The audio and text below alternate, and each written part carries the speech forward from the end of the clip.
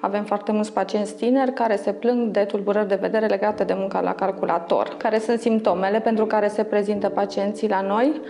Sunt vederea în ceață, vederea scăzută la distanță, tulburările de focusare, durerile de cap.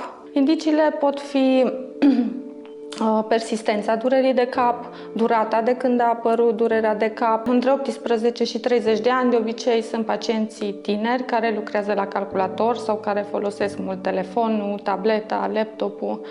Ei sunt cei mai afectați și cei mai influențați de simptomele pe care le prezintă. Dacă vorbim de 30 de ani, eu zic că tot în categoria pacienților care lucrează mult la calculator. Dacă vorbim de 50 de ani, deja putem vorbi de altă patologie legată de vârstă. Se vorbește mult de faptul că trebuie să purtăm ochelari de soare cu protecție la ultraviolete, cu lentilă polarizată ca să ne protejăm ochiul. Dacă suntem o persoană mai în vârstă cu patologie asociată, să încercăm să luăm suplimente ca să ne îmbunătățim funcția vizuală.